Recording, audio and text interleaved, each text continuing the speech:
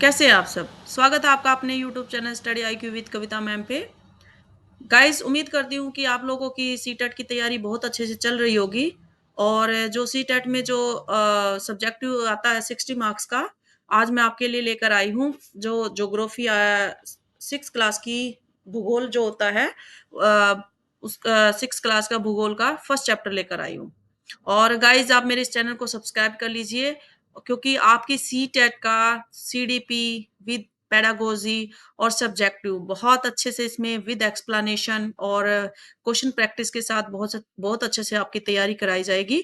तो आप इस चैनल को सब्सक्राइब कर लीजिए और आप बने रहिए इस चैनल पे और फ्री में आपकी तैयारी कराई जाएगी और आप बेल आइकन दबाना ना भूलें जिससे आने वाली जो वीडियोस हैं आपको नोटिफिकेशन एडवांस में मिलता रहे।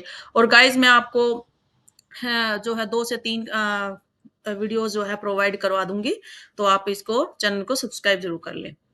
चलिए चलते हैं अपने चैप्टर पे। इसका ये 6 क्लास की ज्योग्राफी है, उसका फर्स्ट चैप्टर है आपका सौर मंडल में पृथ्वी। सौर मंडल में पृथ्वी।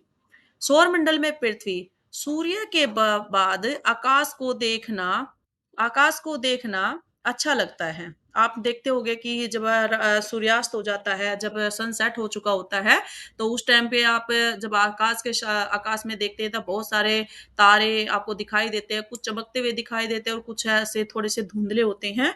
तो आप क्या करते हैं उनको मतलब कुछ तो इतने शाइन करेंगे बहुत अच्छे से जिसको आप अच्छे से देख सकते हैं, लेकिन बहुत सारे तारे ऐसे होते हैं जिसको आप एकदम बिल्कुल ध्यान से देखेंगे तो ही दिखाई देते हैं। और लेकिन बाद में इनकी संख्या भी पहले तो कुछ ही दिखाई देते हैं और बाद में क्या होता है इसकी संख्या बढ़ती चली जाती है। आप उनकी गणना नहीं कर सकते, उनको मतलब काउंट नहीं कर सकते। संपूर्ण आकाश छोटे-छोटे चमकदार वस्तुओं से जो है भर जाता है, जिनमें से कुछ चमकीले और कुछ धुंधले होते हैं। ऐसा प्रतीत होता है मानो आकाश में हीरे जड़े हों। इनमें से कुछ टिमटिमाते हुए प्रतीत होते हैं, लेकिन अगर आप उसको ध्यान से देखेंगे तो आप पाएँगे कि इनमें से कुछ की टिमटिमाहट अन्य से अलग है। ये बिना किसी टिमटिमाहट के चंद्रमा के समान जो है चमकते रहते हैं। इन चमकीली वस्तुओं के साथ आप लगभग प्रतिदिन चंद्रमा को भी देखते हैं। यह अलग-अलग समय पर अलग-अलग आकार और अलग-अलग स्थितियों में दिखाई देता है। आपने देखा होगा कि जब आप चंद्रमा को देखते हैं, जो चाँद होता है, आपने देखा होगा कि कभी हाफ दिखाई देता है, कभी फुल दिखाई देता है, कभी मीडियम दिखाई देता है। तो ये आपका जो आपने देखा होगा महीने में एक जैसे अमावस्या आती है, एक पूर्णिमा आती है, तो जब आपकी अमावस्या आती है यानी पूर्णिमा जब खत्म होती है और नेक्स्ट डे स्टार्ट होता है तो वो क्या होता है चाँद आपका कम होता स्टार्ट हो जाता है। अमावस्या तक वो कम रहेगा और अमावस्या के बाद क्या पूर्णिमा तक वो क्या करेगा बढ़ता चला जाएगा और पूर्णिमा को पूरा एक आप देख सकते हैं, एक पूरी प्लेट की तरह मतलब राउंड शेप में जो है आपको दिखाई देता है। तो आप इसको क्या करेंगे, आप पूर्ण चंद्र को लगभग 1 महीने में 1 बार देख सकते हैं। यह पूर्ण जो चंद्रमा है आपको कब दिखाई देता है? पूर्णिमा की रात को दिखाई देता है। कब दिखाई देता है ये? पूर्णिमा की रात को। और 15 दिन के बाद आप इसे नहीं देख सकते, ये नए चंद्रमा की रात्रि यानी अमावस्या। अब क्वेश्चन जो एग्ज़ामिनर आपको कन्फ्यूज़ करने के लिए पूछ सकता है कि आप बताइए कि नए चंद्रमा की जो रात्रि है, वो उसको मतलब आप क्या कहते हैं? उसमें पूर्णमासी भी पूर्णिमा भी आपको ऑप्शन में होगा और आपकी अमावस्या भी ऑप्शन में होगा या फिर जैसे कह सकते हैं कि पूर्णिमा के अमावस्या के बीच का जो दिन है या अमावस्या पूर्णिमा के बीच का दिन है, तो आपको पता होना चाहिए कि नए चंद्रमा की रात्रि जो है उसको क्या कहते हैं अमावस्या बोलते हैं। ऐसी रात में अगर आप आसमान आसमान साफ है तो आप आसमान का अवलोकन अच्छी तरह से कर सकते हैं। क्या आपको इस बात पर आश्चर्य नहीं होता कि हम दिन के समय चंद्रमा एवं इन सभी छोटी चमकीली वस्तुओं को नहीं क्यों नहीं देख पाते? ऐसा इसलिए देखो, आपको पता है ये जो आप जो रात को तारे देखते हैं, चाँद दिखाई देता है, रात को आप उसको ईज़िली से देख सकते हैं। लेकिन अगर आप बात करें दिन में भी वो होते हैं आकाश में, लेकिन वो आपको दिखाई क्यों नहीं देते? क्योंकि सूर्य की रोशनी इतनी ज़्यादा होती है कि उस रोशनी के होते हुए आप उसको मतलब देख नहीं पाते। जब सूर्यास्त हो जाता है, सूर्य का मतलब सनसेट हो जाता है, तो उसके बाद उसको आप ईज़िली उसको देख पाते हैं। क्योंकि सूर्य की अत्यधिक तेज प्रकाश के कारण रात के समय चमकने वाली वस्तुओं को हम दिन में नहीं देख सकते। अब आपको जो भी आपके क्वेश्चन एग्ज़ाम में आने वाले हैं, जिसको एग्ज़ामिनर क्वेश्चन पूछता है और किस लैंग्वेज में यानी कैसे उसको क्वेश्चन को पुट कर सकता है, वो मैं सारा आपको साथ-साथ बताती जाऊँगी। जिसको मैं अंडरलाइन करती जाऊँ, आप सिर्फ़ उस पे ही फ़ोकस करना, ठीक है? अब जैसे एक आता है खगोलीय पिंड। क्वेश्चन को 2 तरह से पूछ सकता है। एक तो ये बोलेगा कि बताइए कि निम्न में से खगोलीय पिंड मतलब क्या है? तो आपको क्या करेगा वो ये डेफिनेशन दे देगा कि सूर्य, चंद्रमा और वे सभी वस्तुएँ जो रात के समय आकाश में चमकती हैं, तो वो क्या कहलाती है? वे खगोलीय पिंड कहलाती हैं। ठीक है? यानी जो आपको आसमान में जो भी आपको ये सूर्य, चंद्रमा और जो भी चीज़ें दिखाई देती हैं ना तो वो क्या कहलाती हैं? ये खगोलीय पिंड कहलाती हैं। ठीक है? 1 सेकंड।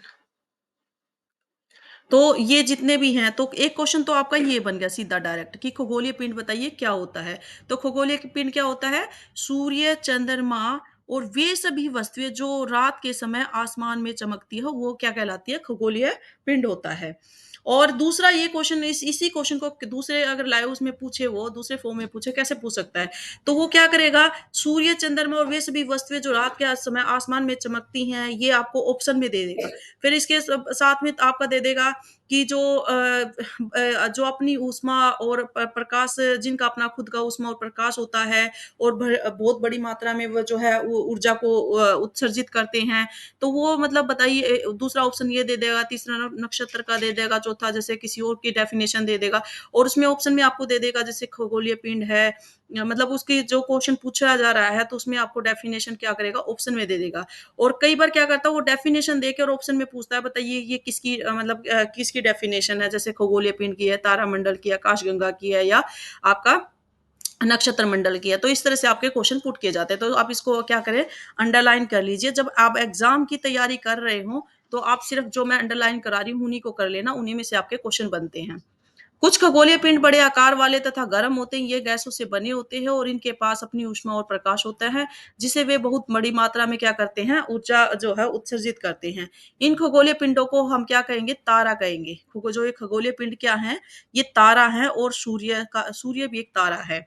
यानी सूर्य भी एक जो है, एक तारा कई बार पूछ लेता है कि बताइए सूर्य क्या है? ग्रह है, उपग्रह है, तारा है या भई मतलब ऐसे क्वेश्चन वो पुट करता है। ठीक है? तो जो आप तारा जिसे वो तारा कहते हैं उनकी खुद की ऊष्मा और प्रकाश होता है। मतलब जो तारा होता है ना या जी जो ग्रह होते हैं उनकी खुद की ऊष्मा और प्रकाश होता है। रात के समय चमकते हुए अनगिनत तारे सूर्य के समान ही है, लेकिन इससे हमसे बहुत अधिक दूर होने के कारण हम लोग उनकी ऊष्मा और प्रकाश को महसूस नहीं करते और अत्यंत छोटे दिखाई पड़ते हैं। यानी वे काफ़ी हाइट पे होते हैं, काफ़ी ऊँचाई पे होते हैं, जिसके कारण आपको जो है वो दिखाई नहीं देते। आपने देखा होगा जो आपका एरोप्लेन है, आप देखते हैं कि आपको अगर थोड़ा-सा नीचे की तरफ अगर एरोप्लेन है तो वो आपको बहुत बड़ा दिखाई देगा। लेकिन अगर आप बात करते हो काफ़ी ऊँचाई पे है 30-35 हज़ार किलोमीटर ऊँचाई पे है, तो आपको छोटा-सा दिखाई देता है एरोप्लेन। ऐसे ही हमारे तारे और तारे होते हैं बहुत ऊँचाई पे होने के कारण ये क्या है, हमें छोटे दिखाई देते हैं। कुछ दूरी से देखने पर सभी वस्तुएँ छोटी दिखाई देती है, अत्यधिक ऊँचाई पर उड़ रहा हवाई जहाज भी हमें क्या करता है, छोटा दिखाई देता है। रात्रि में आसमान की ओर देखते समय आप तारों के विभिन्न समूहों द्वारा बनाई गई विविध आकृतियों को देख सकते हैं। अब देखो इसको आप अंडरलाइन कर लीजिए। इस जो ये पैराग्राफ है ना, इसमें कई सारे क्वेश्चन बनते हैं। सबसे फर्स्ट क्वेश्चन तो यही है कि आपका जो तारों के विभिन्न समूहों द्वारा बनाई गई विविध आकृतियों को क्या कहते हैं? नक्षत्र मंडल कहते हैं। क्या कहते हैं? नक्षत्र मंडल। एक क्वेश्चन तो आपका ये बन गया। एक क्वेश्चन बनता है अर्सा मेजर और बिग बियर। अर्सा मेजर और बिग बियर ये क्या है? ये खुद एक नक्षत्र मंडल है।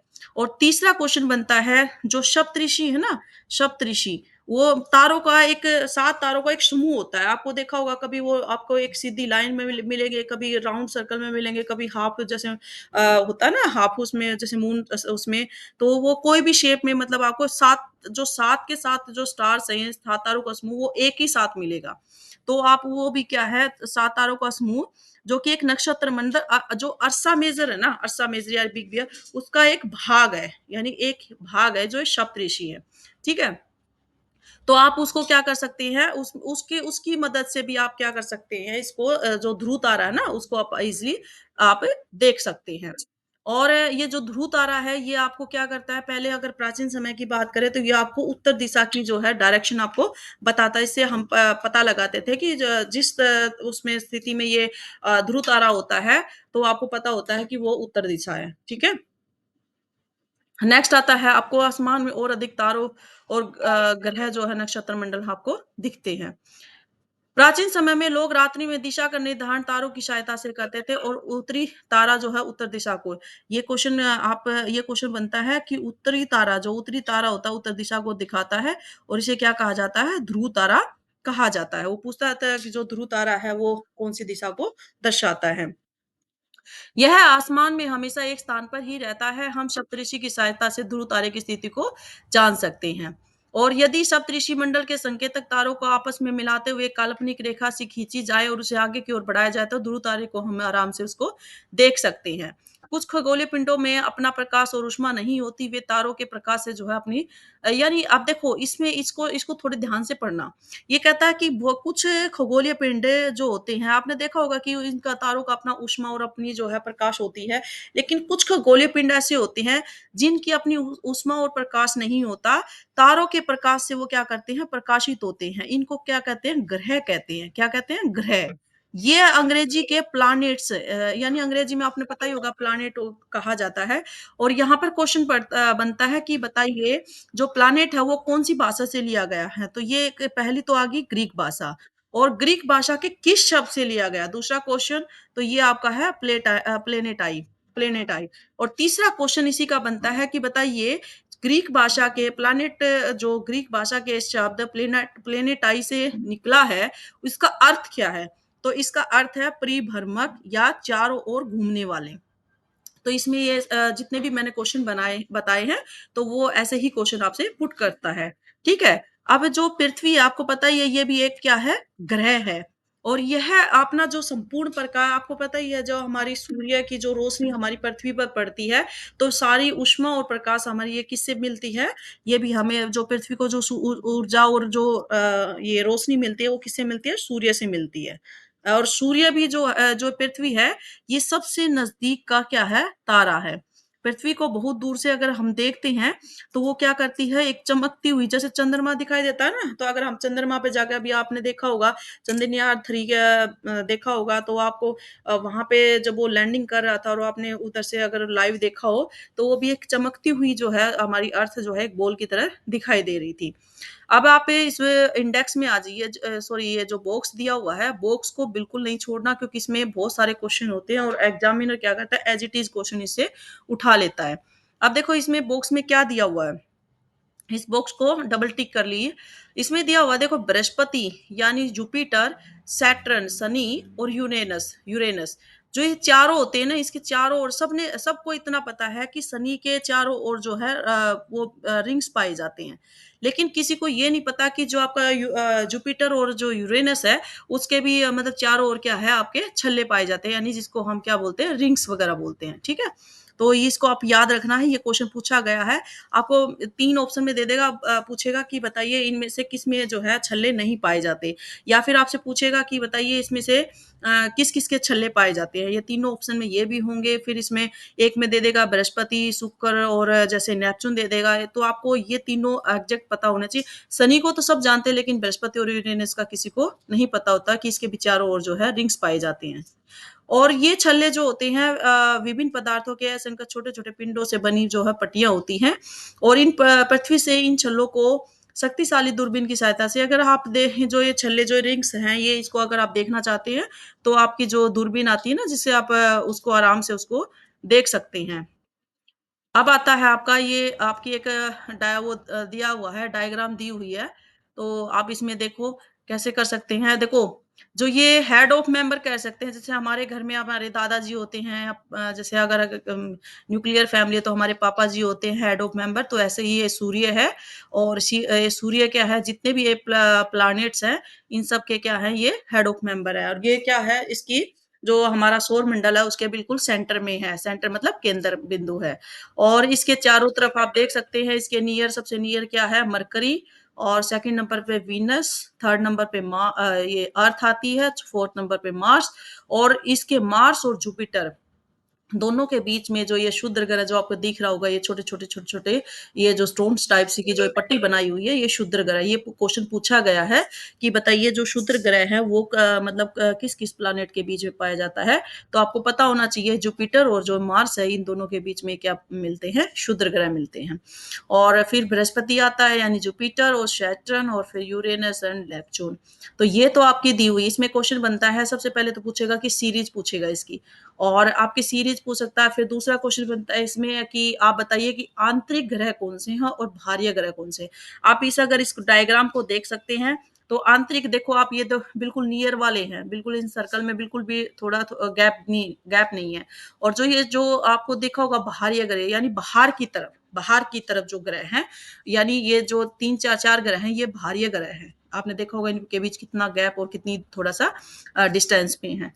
तो आपको एक क्वेश्चन तो ये बन गया कि इसको सीरीज में बताइए। दूसरा क्वेश्चन बनता है कि आंतरिक ग्रह कौन से होते हैं और बाह्य ग्रह कौन से होते हैं, ठीक है? और आंतरिक की बात करते हैं, तो आपका आंतरिक में आता है जैसे बुध हो गया, शुक्र हो गया, पृथ्वी होगी और मंगल हो गया। अगर जैसे इंग्लिश मीडियम वाले मरकरी, वीनस, अर्थ और मार्स। ये तो आपके चारों के चारों क्या हो गए जो सूर्य के बिल्कुल नियर हैं, वो क्या हो गए आपके आंतरिक ग्रह हो गए।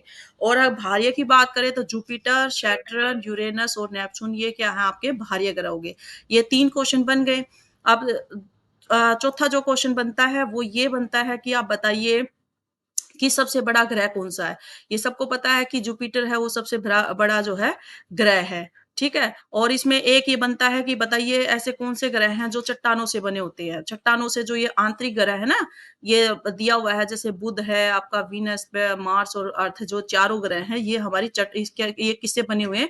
ये चट्टानों से बने हुए हैं। और ये जो ग्रह हैं, जो ये बड़े वाले जो बिग हैं, ये जो जुपिटर, सैटर्न, यूरेनस और नेपच्यून ये आपके गैस से और जो लिक्विड फॉर्म में जो भी पदार्थ वगैरह होते हैं, थिंग्स होते हैं, उनसे ये जो हैं बने हुए हैं। ठीक है? ये 4-5 क्वेश्चन हैं, बने हुए हैं और इनको सीरीज़ में लर्न करने का जो मेरे पास एक ट्रिक है, मैं आपको बता देती हूँ। ट्रिक क्या है कि जैसे MVE माइकल जैक्सन और सन। आप देखो एम से क्या बन गया? मरकरी, वी से वीनस, ई से अर्थ, एम से एम से क्या बन जाएगा? मार्स, जे से जुपिटर, एस से सैटर्न, यू से यूरेनस और एन से नेपच्यून। ये आपको आपके लिए एक ट्रिक है। आप इसे 2 या 3 बार पढ़ेंगे तो बहुत अच्छे से आप इसको लर्न कर सकते हैं। एमवीई माइकल जैक्सन एंड सन। तो आप इसको अच्छे से बिल्कुल सीरीज में कभी नहीं भूलेंगे। अगर आपने 2-3 बार ये ट्रिक पढ़ ली, तो आप इसको बिल्कुल आपको कैसे भी क्वेश्चन आ जाए, आपका स्टार्टिंग से सीरीज पूछे या बैक से सीरीज पूछे, तो आपको अच्छे से लर्न हो जाएगा। और एक क्वेश्चन मैंने आपको बताया था कि बताइए क्षुद्र ग्रह जो है कौन-कौन से जो ग्रह के बीच में पाया जाता है, तो ये मार्स और जुपिटर के बीच में क्या पाए जाते हैं? क्षुद्र ग्रह पाए जाते हैं।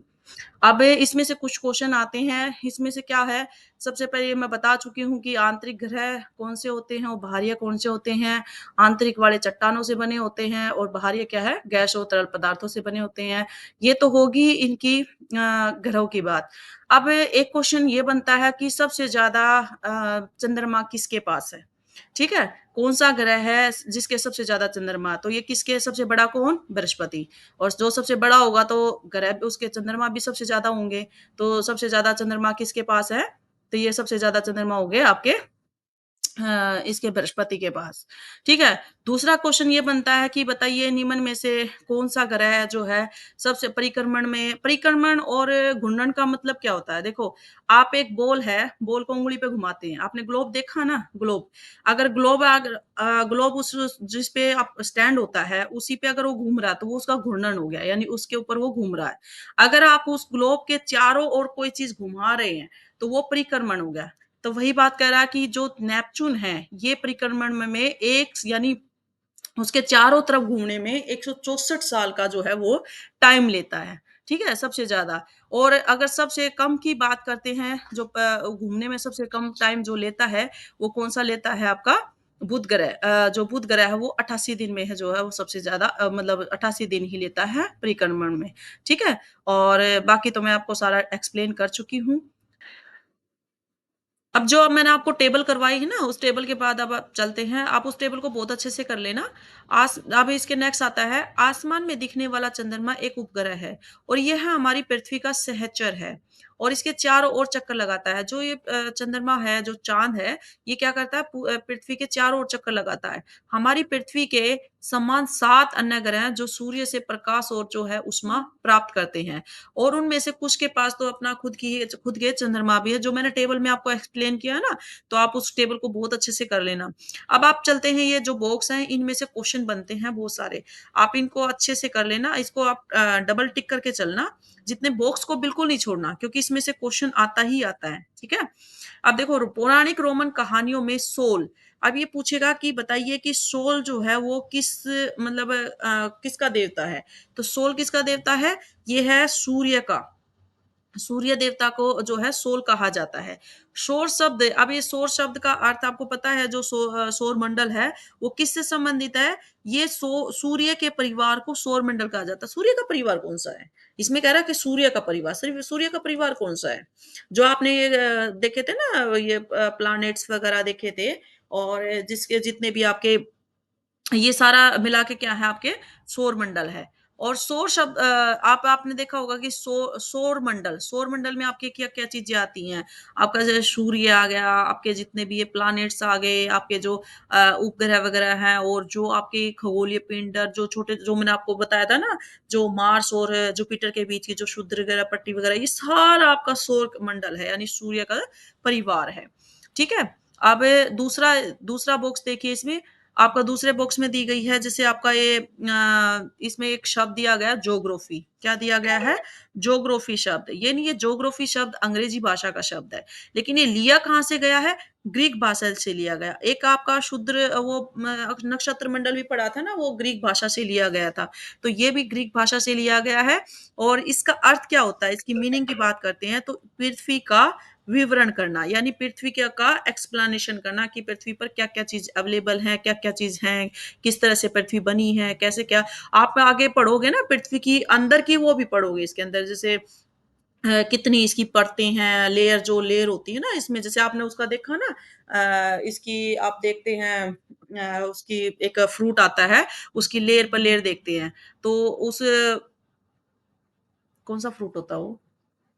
लेयर पे लेयर होती है। हाँ, कौन-सा फ्रूट होता है? Dragon fruit. उहुँ। हाँ, 1 सेकंड, इसको कट कर देना बीच में, ठीक है? तो यह ग्रीक भाषा से लिया गया है, जिसका अर्थ होता है पृथ्वी का विवरण। यह 2 शब्दों से, यानी देखो, पृथ्वी का विवरण, इसमें ना पृथ्वी का विवरण, इसमें पूरा पृथ्वी का यानी पूरी अर्थ का इसका जो है एक्सप्लेनेशन जो है दिया गया है। और आप आगे आने वाले चैप्टर में आप पढ़ोगे, जैसे आपको पृथ्वी की जो लेयर है ना, लेयर बनी होती है, ये कैसे, आपने देखा अनियन, देखा आपने अनियन? उस अनियन में क्या होता है कि उसमें बहुत सारी है ना लेयर बनी होती है। आपने देखा होगा, एक छिलका उतारेंगे फिर उसको दूसरा, फिर तीसरा, ऐसे कर कर के ना इसकी लेयर्स होती हैं। जैसे जिसको क्रोड है, बहुत सारी इस तरह की लेयर्स बनी होती हैं इसके अंदर। और जैसे फर्स्ट को क्या बोलते हैं, सेकंड को क्या बोलते हैं, इस तरह का जो है वहाँ पे लेयर बनी होती है इसकी, वो आप आने वाले नेक्स्ट चैप्टर में जो है पढ़ेंगे। अब यहाँ पे आता है, जैसे इसमें ये 2 शब्दों से मिलकर बना है। सबसे पहला क्या है आपका? सबसे पहले दिया हुआ है जीई। जीई का अर्थ क्या होता है? अब हम जीई की बात करते हैं। जी का अर्थ होता है पृथ्वी, जीईई, जीई का वो ऐसे क्वेश्चन पूछ लेता है, बताइए जीई का मीनिंग क्या होता है? तो जीई का मतलब होता है पृथ्वी। और ग्राफिया, ग्राफ को देखो, आपने मैथ में करते हो ना कि ग्राफ बनाना, ग्राफ का मतलब क्या होता है? आप उसमें ड्रॉ भी करते हैं, उसमें रिटर्न भी करते हैं, ठीक है? तो ग्राफिया का मतलब होता है लिखना, किसी भी चीज़ को लिख कर, ये लिखना या ड्रॉ करना, ये चीज़ें क्या होता है, हम इसके बारे में जो है पृथ्वी के बारे में जो पूरा अध्ययन करते हैं। अब चलिए चलते हैं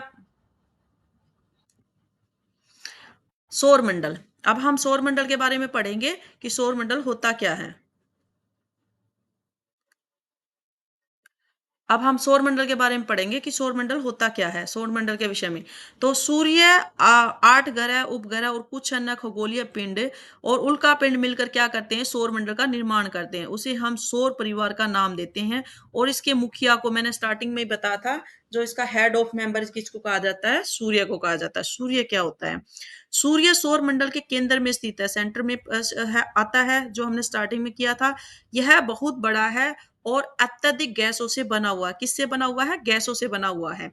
इसका खिंचाव बल इसे सौरमंडल को बांधे रखता है, यानी जो इसका जो एनर्जी वो है इसका, तो वो क्या करता है, इसको मतलब एक उसको बांध के रखता है, इनको जितने भी ये जो आपके प्लैनेट्स वगैरह हैं। सूर्य सौरमंडल के लिए प्रकाश और ऊष्मा का एक एकमात्र स्रोत है। आपको पता ही है कि जितनी भी एनर्जी है, ये हमें कहाँ से मिलती है? सूर्य से मिलती है। क्योंकि सबसे नजदीक का तारा होने के बावजूद यह बहुत दूर है। और यहाँ पर एक क्वेश्चन आता है, सूर्य पृथ्वी से इसकी डिस्टेंस बताना है। तो कितना डिस्टेंस है? 15 करोड़ किलोमीटर दूर है ये पृथ्वी से। अब आता है ग्रह, जो आपके प्लैनेट्स होते हैं। हमारे सौर मंडल में कितने ग्रह हैं? सबसे पहले तो क्वेश्चन यही आएगा, कितने ग्रह हैं? 8 ग्रह हैं। सूर्य से दूरी के कारण आपको सीरीज मैंने स्टार्टिंग में बताई थी और इसकी एक मैंने आपको बताई थी, ट्रिक बताई थी। क्या ट्रिक बताई थी? एक ट्रिक तो ये बुक में दी हुई है, जिसको ये लर्न करनी है वो ये लर्न कर ले, और अगर आपको लगती है कि ये डिफिकल्ट है, नहीं लर्न होगी, तो मैं बता रही हूँ वो वाली कर ले। जैसे MVE, माइकल जैक्सन और सन। ठीक है? आपका देखो, एम से मरकरी, वी से वीनस, ई से अर्थ, एम से मार्स, जे से जुपिटर, एस से क्या हो जाएगा, सैटर्न, यू से यूरेनस और एन से नेपच्यून। जिसको ये ट्रिक अच्छी लगती है वो इस ट्रिक से कर ले, और जिसको ये जो बुक की ट्रिक है वो बुक की ट्रिक कर ले। जैसे आपको ठीक लगेगा। आपको क्वेश्चन जो है वो राइट होना चाहिए। आपको जो सुटेबल लगता है, जो सही लगता है, वो आपको कल करना है। अब इसमें इसी जो बॉक्स में आप देखिए, ये वेरी इंपॉर्टेंट है, आप इसको डबल अंडरलाइन कर लीजिए।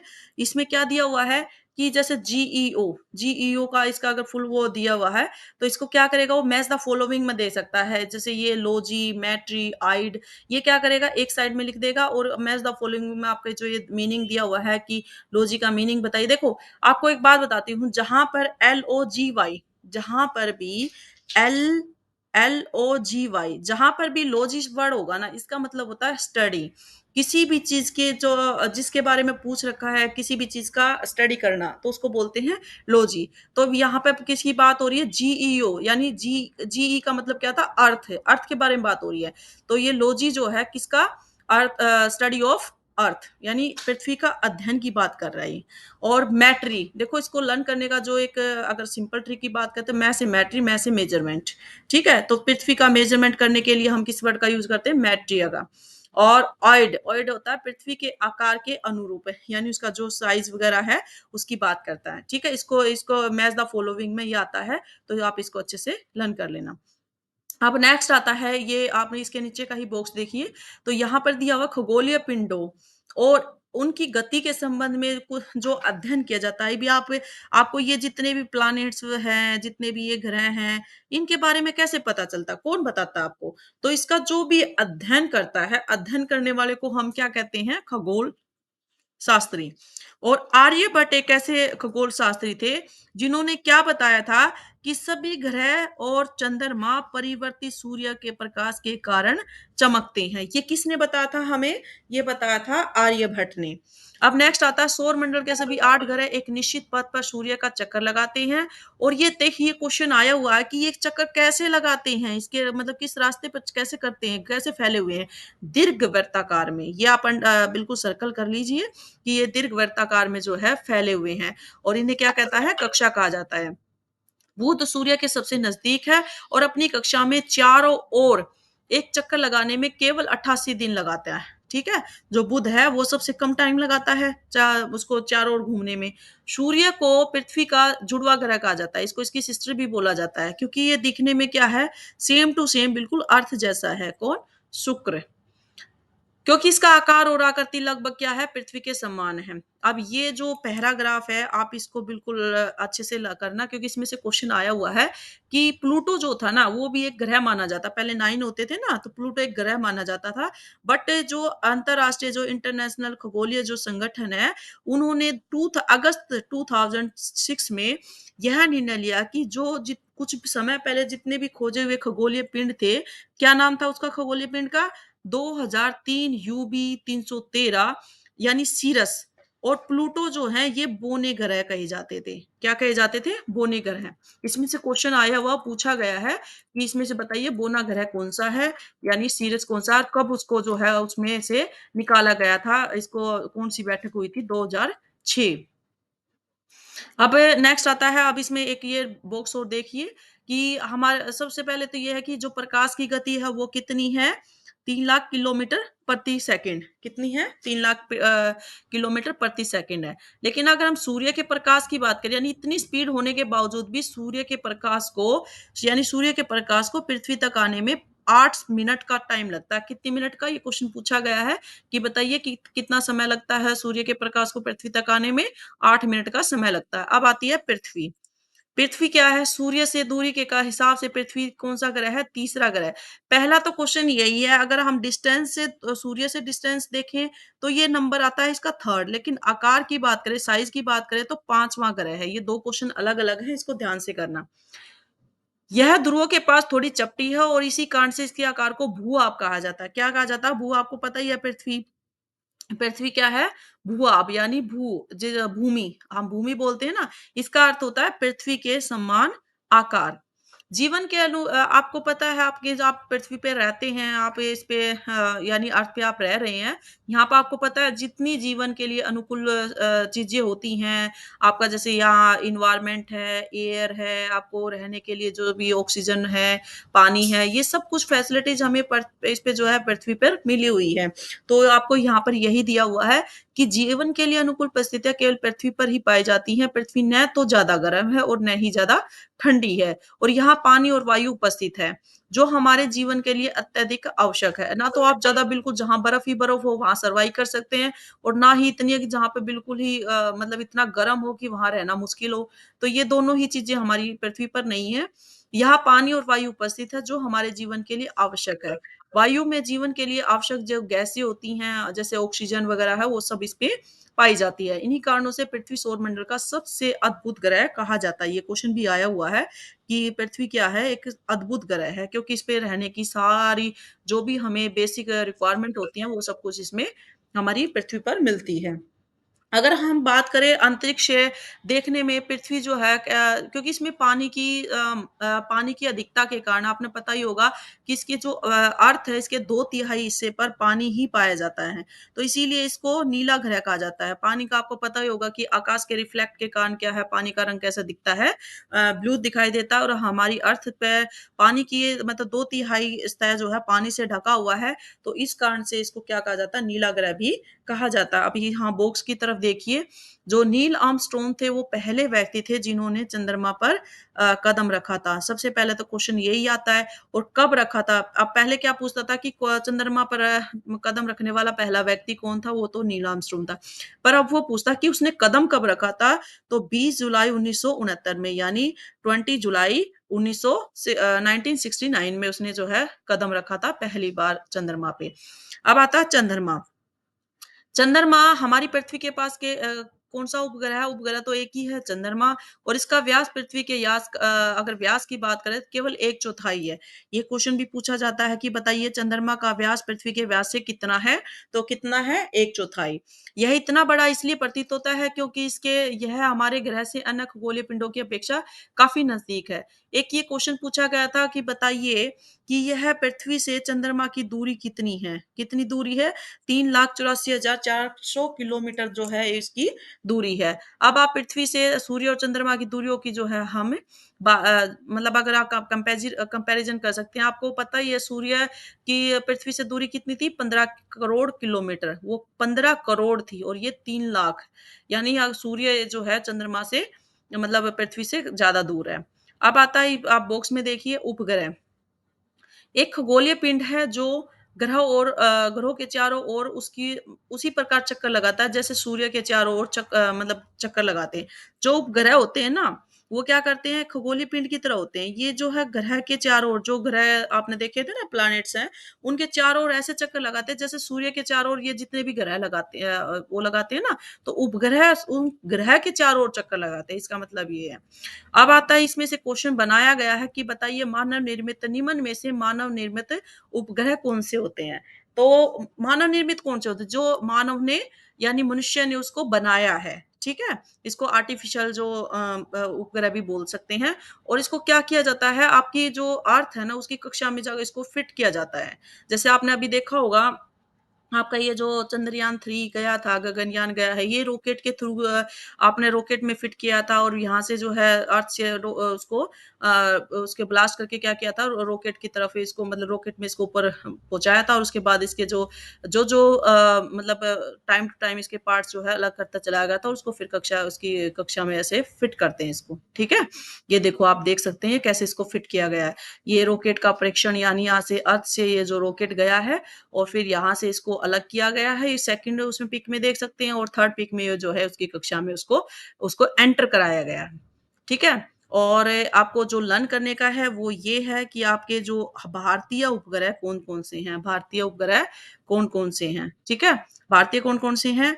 इनसैट इनसेट आईआरएस और एडुसेट ये क्वेश्चन में पूछा गया है कि बताइए निम्न में से जो भारतीय उपग्रह हैं निम्न में से कौन सा नहीं है तो 3 आंसर में दिए हुए थे और एक अलग से दिया हुआ था कि वो उसमें आंसर था ठीक है या फिर उनमें से पूछा गया था कि इनमें से भारतीय तीनों ये ऑप्शन में थे और जो दूसरे और भी ऑप्शन में थे तो आपको पता होना चाहिए कि इनसेट और आईआरएस और एडुसेट ये जो है हमारे इंडियन उपग्रह हैं नेक्स्ट आता है चंद्रमा का एक चक्कर लगभग 27 दिन में पूरा करता है लगभग इतने ही समय में यह अपने अक्ष पर भी चक्कर लगाने में अपना मतलब पूरा चक्कर लगाता है और इसके परिणाम स्वरूप पृथ्वी से हमें चंद्रमा का केवल एक ही भाग दिखाई देता है आपको पता है आप जब यहाँ से देखते हैं तो आपको जो उसका चंद्रमा का जब आप देखते हैं उसका एक हिस्सा दिखता है दूसरे पे मतलब हम बोलते हैं ना हाफ मून है हाफ मून हो गया तो उसका दूसरा हिस्सा हमें दिखाई नहीं देता ठीक है क्योंकि उसमें क्या होता है चंद्रमा की जो परिस्थितियां हैं वो जीवन के लिए अनुकूल नहीं आपने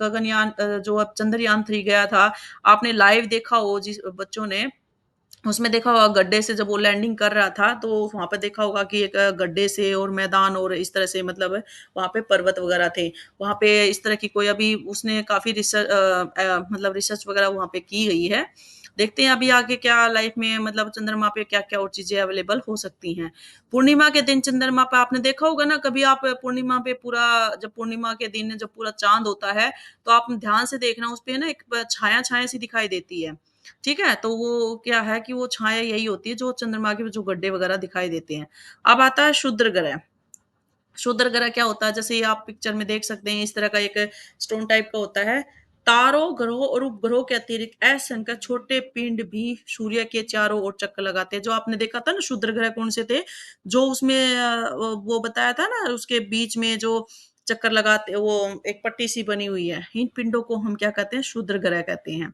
और ये जो आपने एक देखी थी ना जो मार्स और जुपिटर के बीच की जो एक पट्टी सी देखी थी तो ये क्वेश्चन पूछा गया है कि बताइए क्षुद्र ग्रह जो है कौन से प्लैनेट्स के बीच में पाया जाता है तो कौन से प्लैनेट्स के बीच में पाया जाता है मार्स और जुपिटर की जो है बीच में वो जो एक पट्टी सी दिखाई थी मैंने वो बनी हुई थी तो वो पाए मिलती है और ऐसे जो क्षुद्र ग्रह होते हैं ना एक्चुअल में प्लैनेट का ही भाग होते हैं जो बहुत वर्ष पहले जो विस्फोट के कारण ये क्या थे ग्रहों से जो प्लैनेट से है क्या है दूर हो गए थे अब आता है उल्का पिंड उल्का पिंड क्या होते हैं सूर्य की ओर चक्कर लगाने वाले पत्थरों के छोटे छोटे टुकड़े होते हैं बिल्कुल छोटे छोटे टुकड़े होते हैं उनको उल्का पिंड कहते हैं कभी कभी ये उल्का पिंड पृथ्वी के इतने नजदीक आ जाते हैं कि इनकी प्रवृत्ति जो है पृथ्वी पर गिरने की होती है इस प्रक्रिया के दौरान वायु के साथ घर्षण होने के कारण ये गर्म होकर जल जाते हैं वहीं पर कई बार ऐसा होता है कि ये वो जो है जल नहीं पाते और वो पृथ्वी पर गिर जाते हैं जिसके कारण क्या होता है कि यहाँ पर हमारी अर्थ पर क्या होता है गड्ढे बन जाते हैं कई बार आपने सुना होगा जो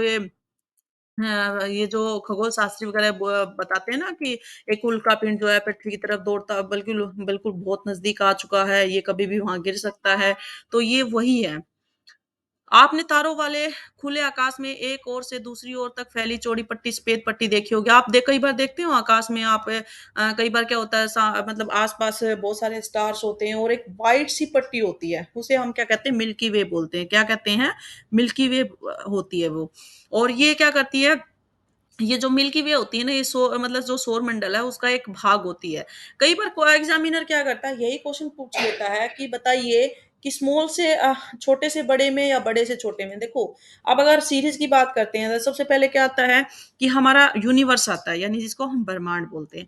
ब्रह्मांड आता है, फिर उसके बाद सेकंड नंबर पे आता है आपका उसके ब्रह्मांड से छोटा क्या होता है, आकाशगंगा होती है जिसको हम मिल्की वे कहते हैं। थर्ड नंबर पे हमारा क्या आता है, सोलर सिस्टम जिसको आप सौर मंडल कहते हैं, और चौथे नंबर पे हमारी क्या आती है, अर्थ आती है।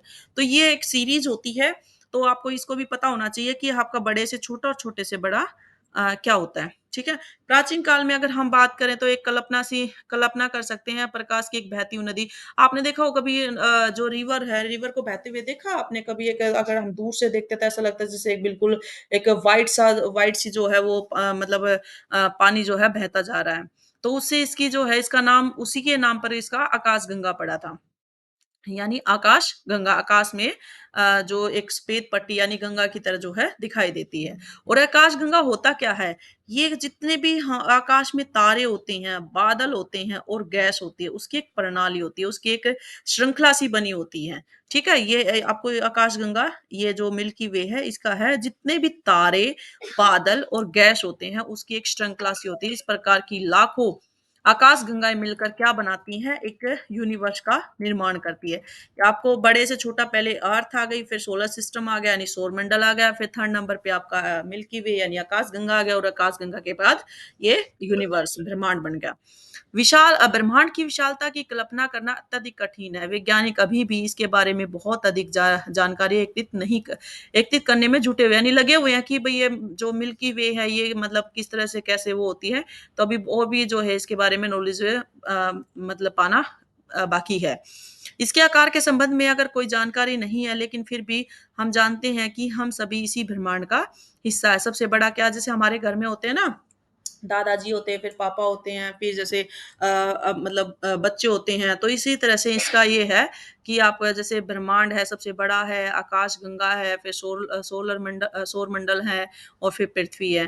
तो ऐसे ही इसका ये क्या है, पूरा का पूरा एक बड़े से छोटा आपको पता होना चाहिए। बड़े से छोटे अगर इसी को सीरीज़ में दे देगा, वो पूछेगा कि इसमें बताइए बड़े से छोटा बताइए और या बड़े से इसको सीरीज़ में लगाना, तो आपको ये पता होना चाहिए कि सबसे पहले बड़ा कौन-सा है और सबसे बाद में कौन-सा आता है।